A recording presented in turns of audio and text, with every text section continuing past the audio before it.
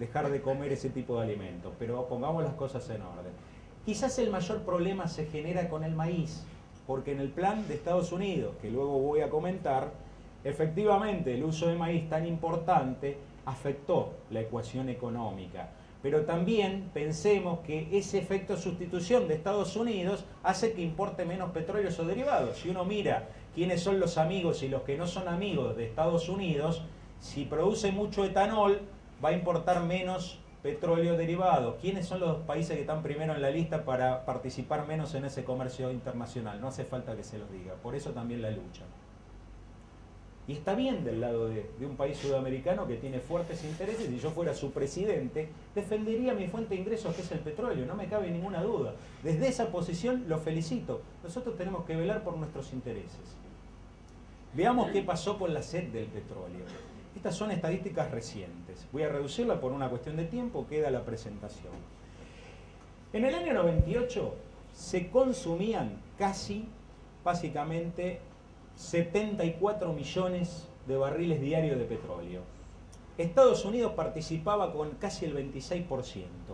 China participaba, y tomen en cuenta este número, con 5.72% del total. Menos del 6% del total consumía China. ¿Qué pasó el año pasado?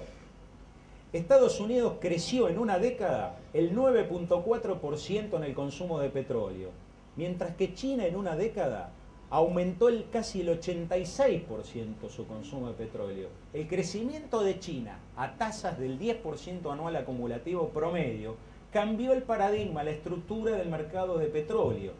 El otro caso es el de India, que aumentó un 40% en una década. O sea, hay un cambio estructural en el mercado de petróleo. Evidentemente, a este ritmo, la cuenta no cierra. Fíjense el promedio. En el año 98, la población tenía menos de 6.000 millones de habitantes. Se consumían 74 millones de barriles diarios. Hoy se consumen, o sea, el año pasado, 85 millones con una población de 6.750 millones.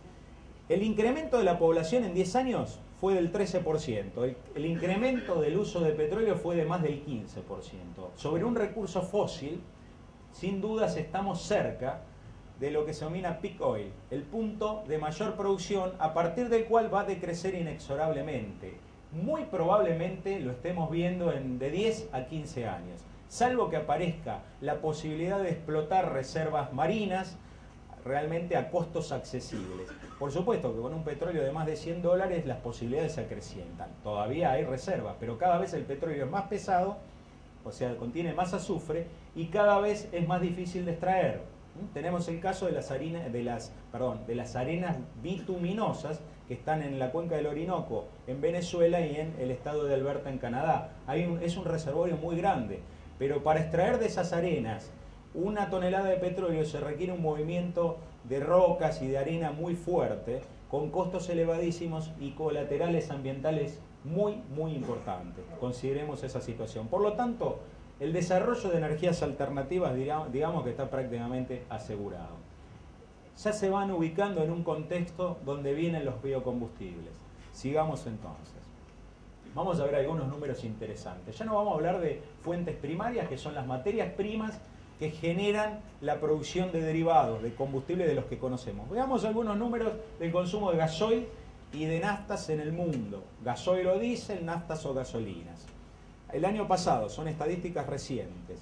Tenemos un consumo de diésel de casi 1.370 millones de metros cúbicos. Y les aconsejo siempre tomar en cuenta las medidas. Un metro cúbico son 1.000 litros, una tonelada no es 1.000 litros, salvo en el caso del agua.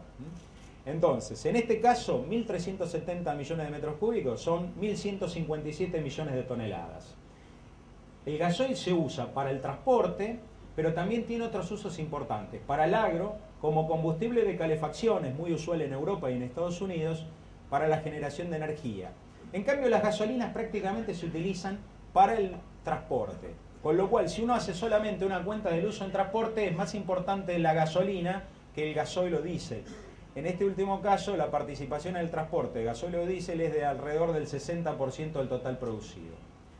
Veamos algunos números con relación a países o regiones. Y acá vamos a ver lo que el presidente de Estados Unidos dijo hace menos de un año, la sed del petróleo del consumidor americano.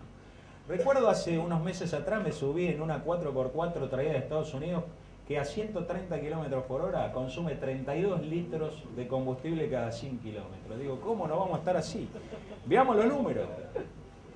Deténganse en el consumo de naftas o gasolinas del total del mundo. 1.241 millones de metros cúbicos, todo el mundo.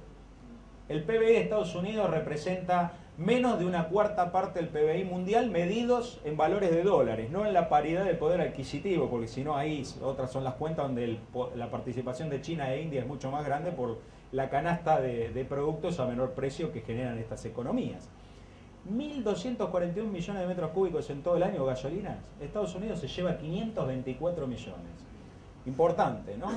Evidentemente necesitan hacer algo. Y con un mercado tan grande de gasolinas, el desarrollo de etanol va a ser muy fuerte. Es lógico. Ese es su combustible de transporte principal.